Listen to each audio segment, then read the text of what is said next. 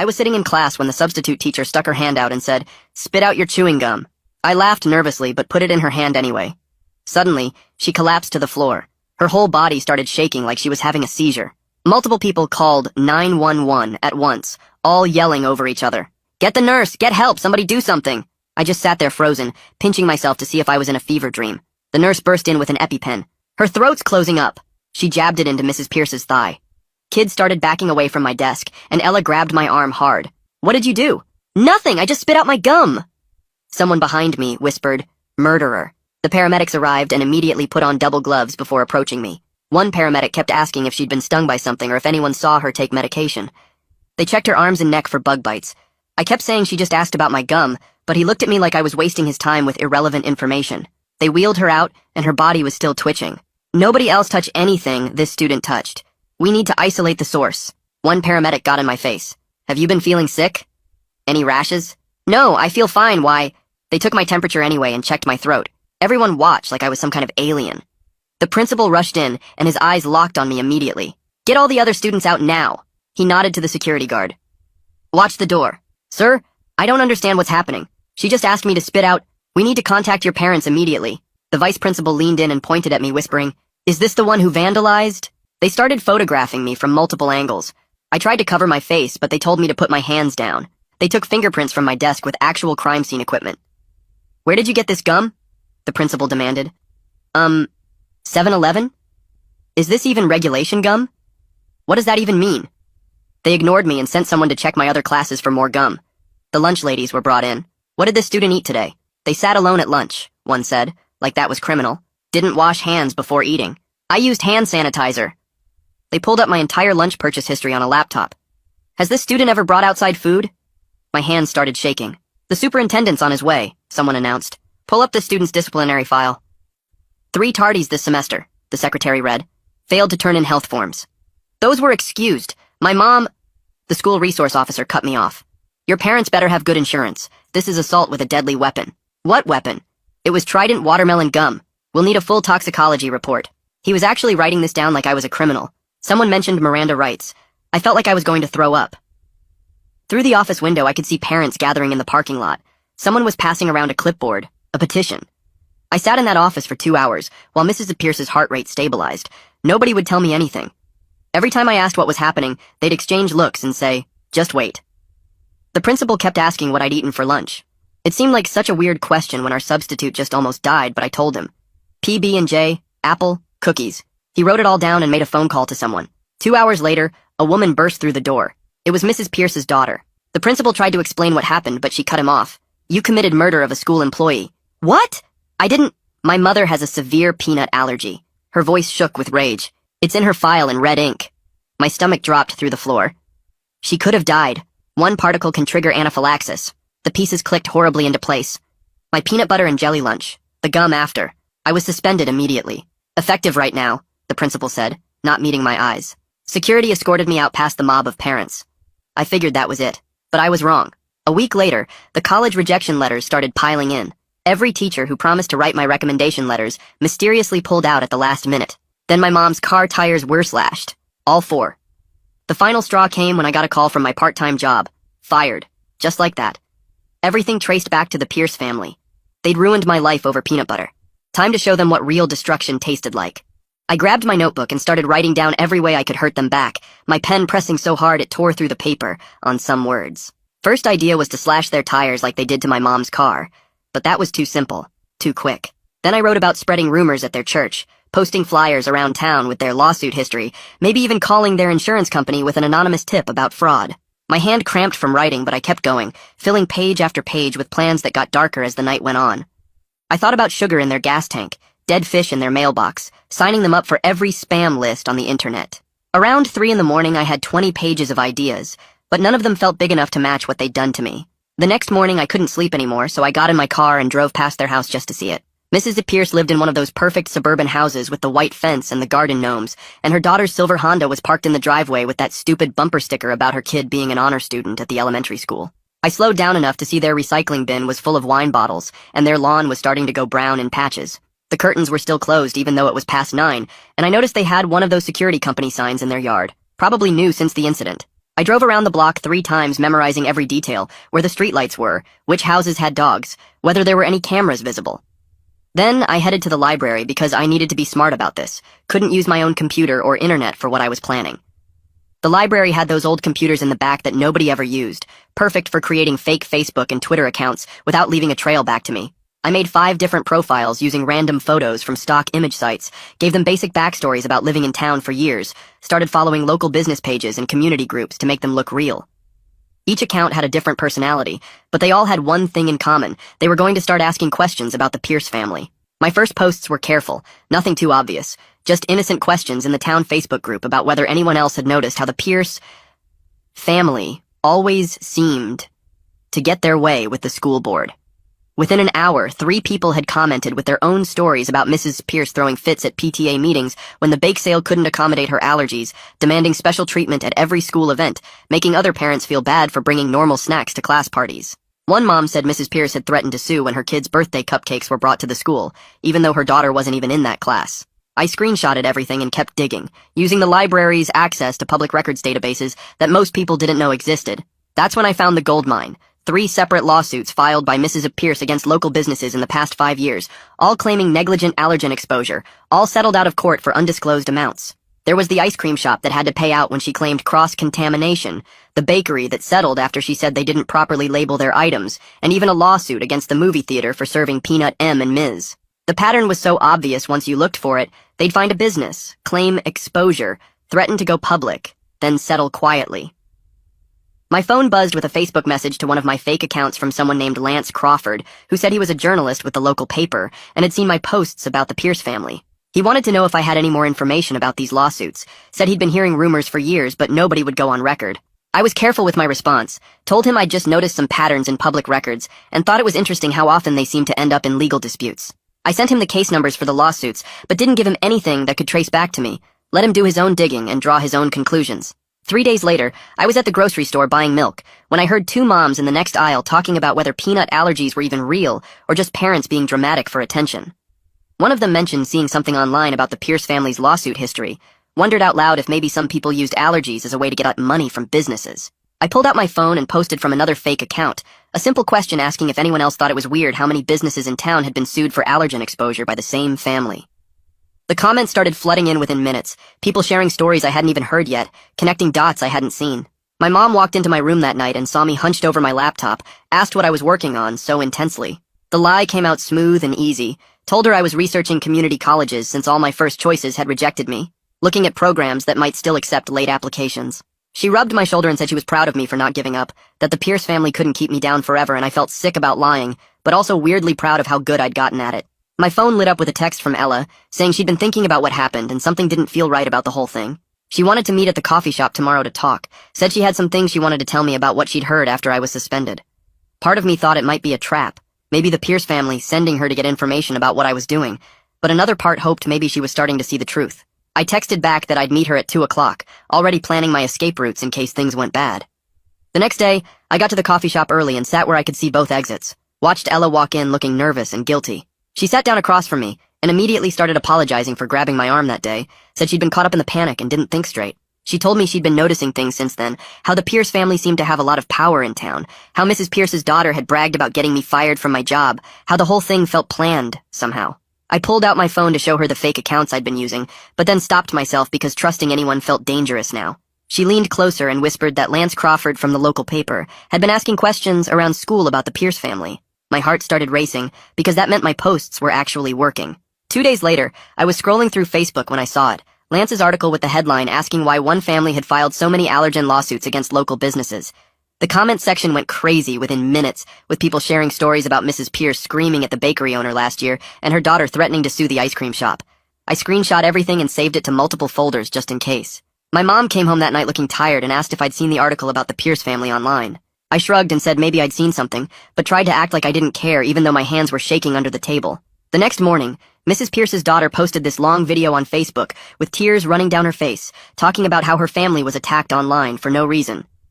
She wore this white shirt that made her look innocent and kept wiping her eyes with tissues while saying they were just trying to protect her mom's health. People in the comments started defending her and calling whoever started the rumors a monster. Some lady named Karen wrote that she hoped they found who was behind the hate campaign and pressed charges. I felt sick watching everyone buy her act when she'd literally destroyed my whole future over an accident. That night, I stayed up until 3 making a new email account and sent Lance all my college rejection letters with the dates circled in red. I included screenshots of my termination email from work and made sure to highlight how everything happened right after the gum incident. I didn't sign it or give any hints about who I was, but I knew he'd connect the dots.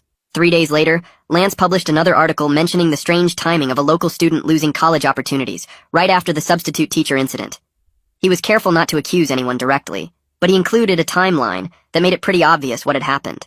The Pierce family supporters started fighting with people who thought something fishy was going on, and the whole town Facebook page turned into a war zone. I was eating breakfast when the phone rang and my mom answered, looking confused. She covered the phone and mouthed that it was the principal, then her face went white as she listened. After she hung up, she sat down across from me and said the principal had warned her about inflammatory online activity that could result in legal action against our family. She asked if I knew anything about it, and I said no, while my stomach twisted into knots. The principal couldn't prove anything, but the threat was clear: back off, or they'd come after us even harder. That afternoon, I texted Ella, asking if she'd heard any news from the school, since I wasn't allowed back. She replied that her friend who worked in the office said Mrs. Pierce was scheduled to start substitute teaching again next week. The thought of her walking those halls teaching other kids while I was banned made my blood boil, so hot I thought my head would explode. I spent the rest of the day pacing my room and punching my pillow, because the rage had to go somewhere or I'd lose my mind. Around midnight, I grabbed my dad's old hoodie and drove to the school with a can of spray paint I'd bought weeks ago for an art project. The parking lot was empty and dark with just one security light flickering near the main entrance. My hands shook as I sprayed "allergic to accountability" in huge red letters on the wall where everyone would see it when they arrived. It was stupid and reckless, but seeing those words on that wall felt better than anything had felt in weeks. I drove home with my heart pounding and threw the spray paint can in a dumpster behind the grocery store. The next morning, my phone blew up with texts from people sending me screenshots of the vandalism all over Facebook. The security footage showed a figure in a dark hoodie, but you couldn't see the face or license plate clearly. The principal called an emergency assembly about vandalism and consequences, according to Ella, who texted me updates throughout the day. She said he looked directly at her when he talked about how anyone with information should come forward immediately. Parents started posting about how the school wasn't safe anymore and demanding better security cameras. Some people thought it was funny and true, while others called it criminal property damage that proved someone was out of control. I stayed off social media that whole day and helped my mom clean the house to keep my mind busy. That evening, I got an email from someone named Nadine Vasquez saying she was a lawyer who'd read Lance's articles. She said she believed I might have a case for defamation and intentional infliction of emotional distress against the Pierce family. She offered to represent me pro bono because she'd dealt with them before in another case and knew their tactics. I Googled her and found she was legit with good reviews and an office downtown. We set up a meeting for the next day at a coffee shop on the other side of town where nobody would recognize us. She showed up wearing a business suit and shook my hand firmly before pulling out a legal pad. I told her everything from the beginning: the gum incident, the suspension, the college rejections, my mom's tires, losing my job, all of it. She took notes the whole time and asked specific questions about dates and documentation. When I finished, she looked me straight in the eye and said we had a strong case, but warned that going legal meant everything would become public. She paused and added that any revenge activities I might have engaged in could complicate things if they came to light. I nodded and tried to keep my face neutral, even though my mind was racing about the spray paint. We agreed to move forward, and she said she'd start preparing the paperwork immediately. 2 days later, I was home alone when I heard a car pull into our driveway. I looked out the window and saw Mrs. Pierce's daughter getting out of her BMW and marching toward our front door. I grabbed my phone and started recording before she even knocked. She pounded on the door, yelling that she knew I was home and we needed to talk right now. I opened the door but stayed behind the screen while keeping my phone recording in my pocket. She pointed her finger at me and said I needed to stop the harassment campaign immediately, or things would get much worse for me and my family. Her face was red, and she kept stepping closer to the door like she might try to come inside. I asked her to leave, but she kept going, saying her mom almost died because of me, and I was lucky they hadn't pressed criminal charges yet. She said they had connections everywhere in town and could make sure I never got into any college or got another job. I kept my voice calm and asked her again to get off our property, while she ranted about how I was ruining their reputation with lies. Finally, she stormed back to her car, yelling that this wasn't over, and I'd regret messing with her family. My hands were shaking as I uploaded the video to Facebook that same night. I didn't blur her face or edit anything out. The whole recording showed her pointing at me through the screen door and threatening my family. Within an hour, it had 50 shares and hundreds of comments. People were shocked that a grown woman would go after a teenager like that. Some parents recognized her from the school events and started sharing their own bad experiences with her. The video spread through local Facebook groups, and someone even posted it on the town's Reddit page. By morning, it had thousands of views, and the comments were brutal. People called her a bully and said she should be ashamed of herself for threatening a kid. The principal called my house at 7 a.m., demanding I take it down immediately. I told him no, and hung up. 2 days later, a process server knocked on our door with legal papers. The Pierce family was filing for a restraining order, claiming I was running a harassment campaign against them. The paperwork said I was causing them emotional distress and damaging their reputation. My mom read through it and laughed at the part where they claimed to be victims. We had to appear in court the following week. Nadine met us at the courthouse wearing a sharp black suit and carrying a thick folder of evidence. She'd organized everything perfectly with tabs and labels. The timeline of my college rejections matched exactly with when the Pierce family started their campaign. She had screenshots of the job termination email that came right after the incident. She even had the police report from when my mom's tires were slashed, though they couldn't prove who did it. The judge was an older woman with gray hair who looked tired before we even started. The Pierce family's lawyer went first and painted me as a dangerous student who'd poisoned a teacher and was now stalking the family online. He showed printed screenshots of the fake social media accounts I'd made and tried to connect them to me. Nadine objected and pointed out they had no proof those accounts were mine. When it was our turn, Nadine laid out everything chronologically. She showed how the college rejection started immediately after the suspension. She had emails from my former boss saying he'd been pressured to fire me. She presented the threatening video I'd recorded of the daughter at our house. The judge watched it twice and frowned at the Pierce family's lawyer. After 2 hours of arguments, the judge granted a mutual restraining order, meaning neither side could contact the other. She said both families needed to move on and warned that any violations would result in criminal charges. Outside the courthouse, Nadine told me this was actually good for us because it protected me from further retaliation. That afternoon, Lance called me with huge news. He'd been digging through school records using a Freedom of Information request and found something incredible. The substitute teacher database showed Mrs. Pierce's allergy information was updated 3 days after the incident. The original file from when she first registered as a substitute had no allergy warnings at all. The famous red ink warning wasn't there until after she'd already collapsed in my classroom. Lance had copies of both versions with timestamps proving the change. He was writing an article about it for tomorrow's paper. Nadine practically ran to her car when I told her. She spent the rest of the day preparing our lawsuit against the Pierce family and the school district. The complaint was 40 pages long and alleged negligence on the school's part for not having proper allergy protocols. It accused the Pierce family of defamation and intentional interference with my economic opportunities. She filed it electronically that evening and hand-delivered copies the next morning. The school board called an emergency meeting for that Thursday night. The auditorium was packed with angry parents on both sides. Some supported the Pierce family and said the school needed better safety measures. Others thought the whole thing was blown out of proportion and the school had overreacted. One dad stood up and said if peanut residue was really that dangerous, then the school should ban all peanut products immediately. Another parent pointed out that would punish hundreds of kids for one incident. The arguing got so loud the board president had to call for order 3 times. They voted to table the discussion until their lawyers could review our lawsuit. Meanwhile, things were shifting in town. The daughter's best friend posted on Instagram that she couldn't support someone who would destroy a teenager's future over an accident. She said she'd seen the daughter's vindictive side before, but this was too much. Other people started distancing themselves too. The daughter's book club disbanded when half the members stopped showing up. Her yoga instructor asked her to find a different studio. Even the grocery store clerk who'd always been friendly started avoiding eye contact. Then something amazing happened. I got a voicemail from the admissions office at State University saying they were reconsidering my application. They'd received new information about my suspension and wanted to schedule a phone interview. It wasn't a guarantee, but it was the first good news I'd had in weeks. My mom cried when I played the message for her. The next day, the Pierce family's lawyer called Nadine with a settlement offer. They would pay for my entire college education if I dropped the lawsuit and signed an NDA preventing me from ever discussing the incident publicly. Nadine said it was a decent offer financially, but warned that taking it meant they'd never admit wrongdoing. She said I should think about whether the money was worth letting them escape accountability. I spent hours going back and forth about what to do. That same week, my mom's boss called her into his office. He apologized for cutting her hours after the incident and admitted he'd been influenced by the gossip around town. He offered her extra shifts to make up for the lost income and gave her a small raise. He said he'd been wrong to take sides without knowing the full story. Mom accepted his apology, but I could tell she didn't fully trust him anymore. The whole town was choosing sides now, and relationships that had lasted years were falling apart over this mess. 3 days later, my phone rang at 6 in the morning with Nadine's number showing up.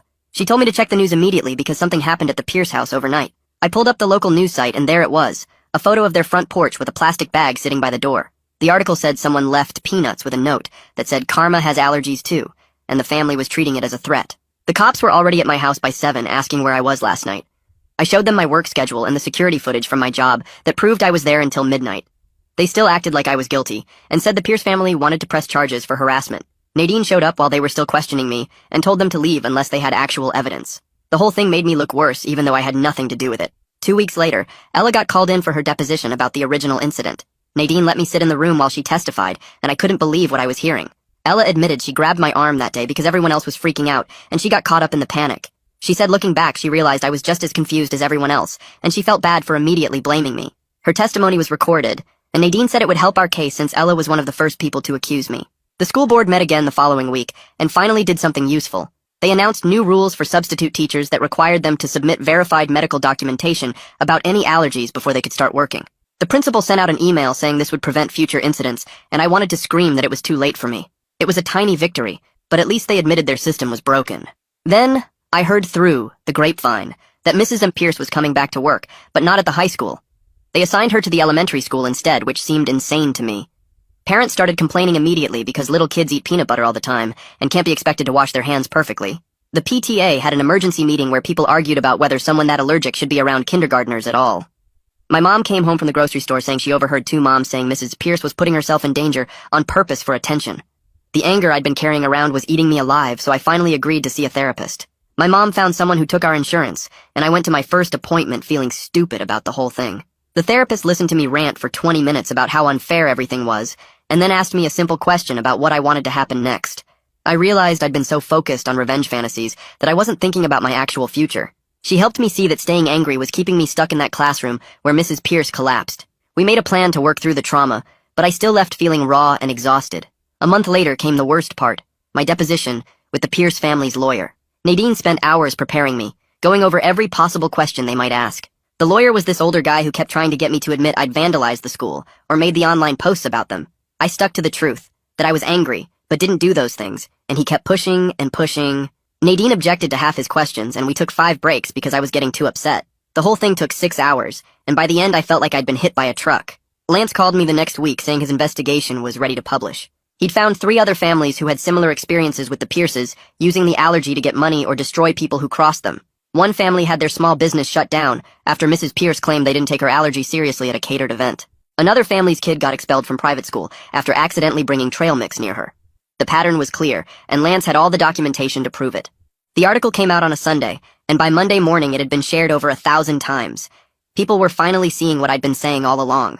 The school district's lawyers contacted Nadine that same week with a settlement offer. They would clear my disciplinary record completely and write a letter to all the colleges explaining that my suspension was an overreaction to a medical emergency. They also offered a small cash settlement for the damage to my education. Nadine said it wasn't everything we wanted, but it would help fix my college applications. I wanted them to admit more fault, but she reminded me that getting my record cleared was the most important thing. We were still negotiating when the next disaster happened.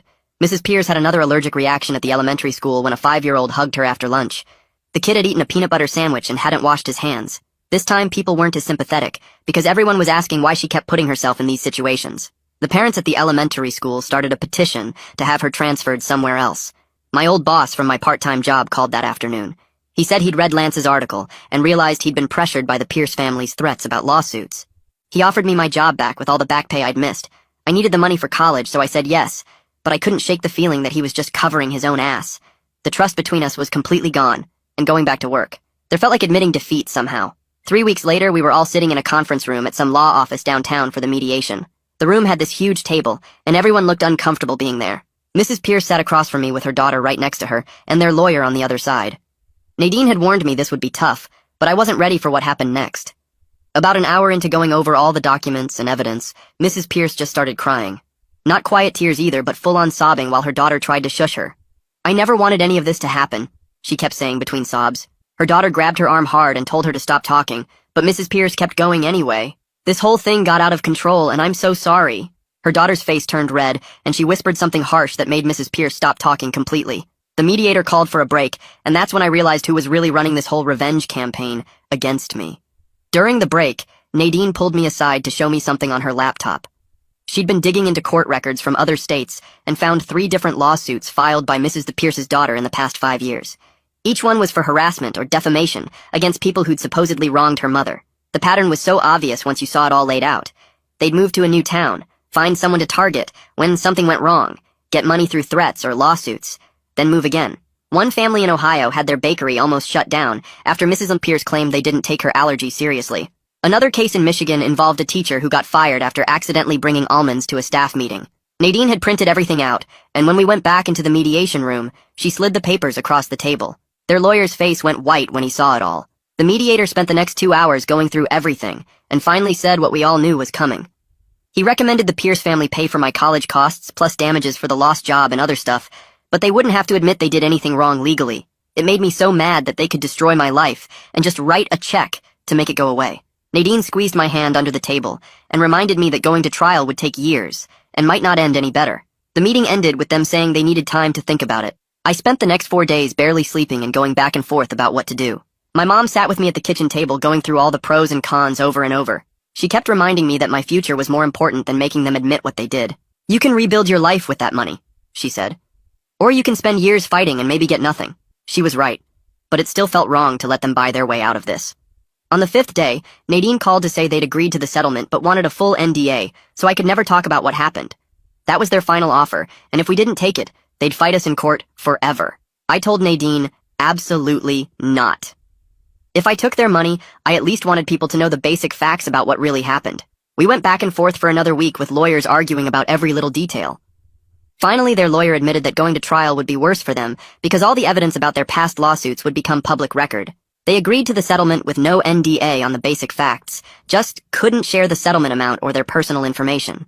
The check came through 2 weeks later, and when I saw the amount, I actually felt sick. It was enough for 4 years of college, plus living expenses, plus extra for all the damage they'd caused.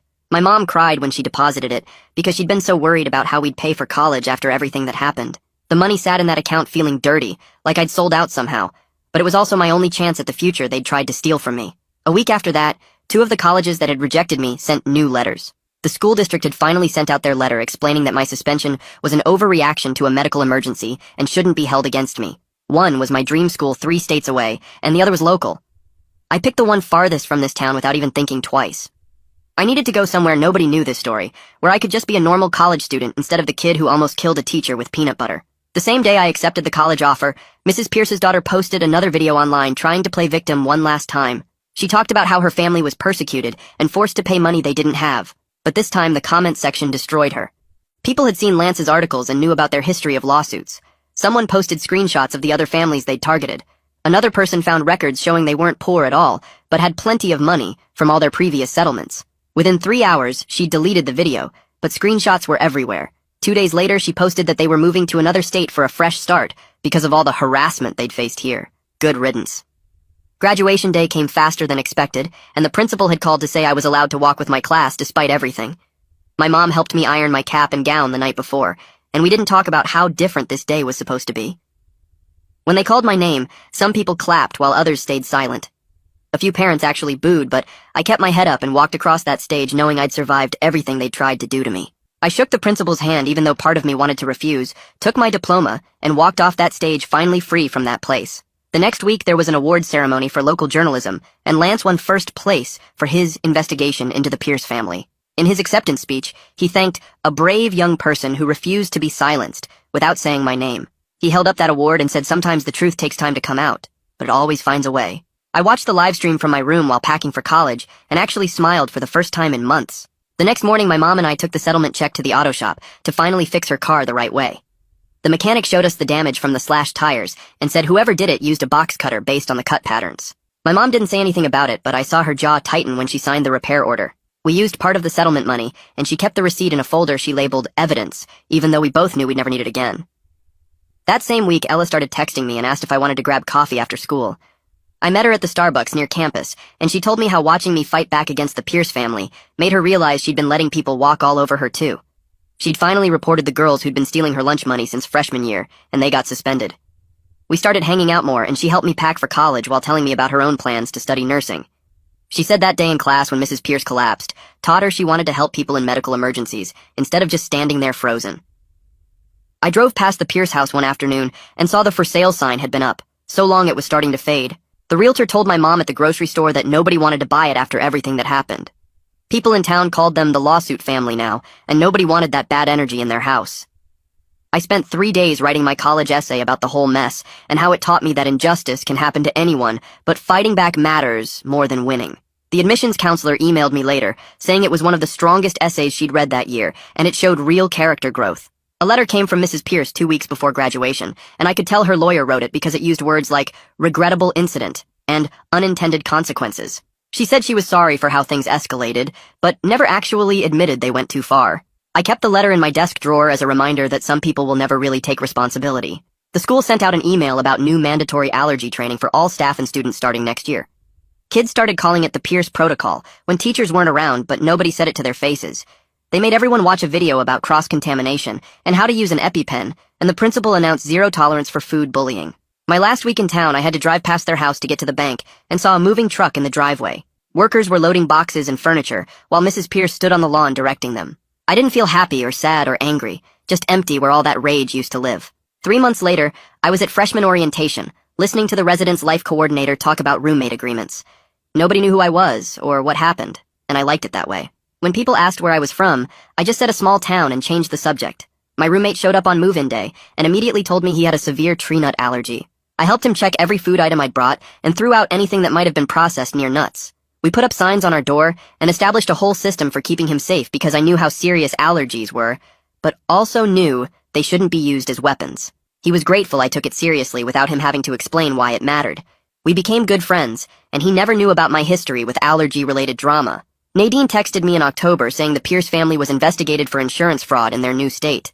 Someone had tipped off the authorities about their pattern of lawsuits and settlements. She swore it wasn't her, but said she wasn't surprised someone finally connected the dots.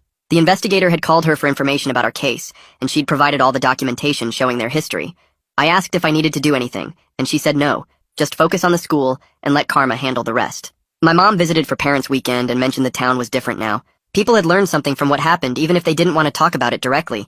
The school had better policies, and parents were more careful about not turning accidents into vendettas. She said the Pierce house finally sold to a young family who got it for way under asking price. The new owners didn't know the whole story, and my mom didn't tell them. That winter break, I ran into the principal at Target, and he stopped me near the electronics section. He said he was sorry for how he handled everything, and that he should have investigated more before suspending me. I told him it was done and I was doing fine at college, but I didn't forgive him. Some things change you, and some bridges stay burned, and that's okay. My college friends eventually found out pieces of the story when someone Googled my name and found Lance's articles. They couldn't believe something so small turned into something so destructive, but they also said they were impressed I fought back and won. One of them said if that happened to her, she would have just given up. But I told her you don't know what you'll do until someone tries to destroy your whole future over nothing. Parents' Weekend came up in October, and my mom drove 6 hours to visit me at college. We walked around campus, and she kept looking at other families, and then told me the town was different since everything happened. Nobody really talked about it directly, but people had learned something from watching how fast things got out of control. The school changed their policies, and parents were more careful about not turning every little thing into a huge fight. She said the Pierce house finally sold to a young couple who got it cheap because nobody else wanted it. I showed her around the dorms and introduced her to my roommate, who she liked right away. We went to the dining hall, and she noticed how I checked every food label carefully now, and how I always washed my hands twice before eating anything. That night after she left, I sat at my desk filling out the paperwork to declare my major. I wrote pre-law on the form and thought about Nadine and how she fought for me when nobody else would. I wanted to be like her and help other people who got caught up in someone else's mess. The advisor asked why pre-law, and I told her I'd seen how the legal system could destroy someone or save them, and I wanted to be on the saving side. She signed my forms and said I'd need to keep my grades up for law school, which I already knew. I threw myself into studying and joined the debate team and mock trial club. My phone buzzed one night the next year with a message from Ella. She said Mrs. Pierce's daughter got arrested for harassment in their new town in Arizona. Someone there was ready for their tricks and had recorded everything from day one. The woman had tried the same thing with another family, but this time, the police weren't buying it. Ella sent me the news article, and I read it 3 times before I believed it was real. The pattern had continued, but finally someone stopped them. I didn't feel happy exactly, but more like the universe had finally balanced itself out. Second semester, I joined the legal aid clinic on campus that helped students with disciplinary problems. My first case was a freshman who got suspended for something he didn't do, and I helped him gather evidence to appeal. We won his case and got his record cleared, and he thanked me with tears in his eyes. The clinic supervisor said I had a natural ability to see through administrative BS and find the real story. More students came to me for help, and I realized my horrible experience actually gave me skills other people needed. Winter break came, and I was at the grocery store buying stuff for dinner when I turned the corner and almost ran my cart into the principal. He froze when he saw me, and then started apologizing right there by the frozen vegetables. He said he was sorry for rushing to judgment and that he was just trying to protect the school from getting sued. His hands were shaking, and he kept saying he should have investigated more before suspending me. I listened to him talk for 5 minutes straight without interrupting. When he finally stopped, I told him I was accepted his apology, but I didn't forgive him. Some bridges are supposed to stay burned, and that was a lesson I learned the hard way. He nodded and walked away, and I never saw him again after that. Back at the school, my friends were hanging out in my room when someone Googled my name for fun and found Lance's articles. They read the whole story out loud and kept stopping to ask if it was really true. They couldn't believe something so small turned into something so huge and destructive. One girl said she would have just given up if that happened to her, but I told her you don't know what you'll do until someone tries to take everything from you. They said they were impressed I fought back and won instead of letting them destroy me. The story spread through our friend group, and people started coming to me for advice about their own problems with unfair treatment. 3 years passed, and I was sitting in my law school orientation, listening to the dean talk about justice and advocacy. The firm that sponsored my full scholarship specialized in defamation cases, and they'd recruited me specifically because of my background. My supervising attorney said the Pierce family had accidentally given me the perfect origin story for this kind of law. I was going to spend my career turning injustice into justice one case at a time and help people who got steamrolled by someone with more power.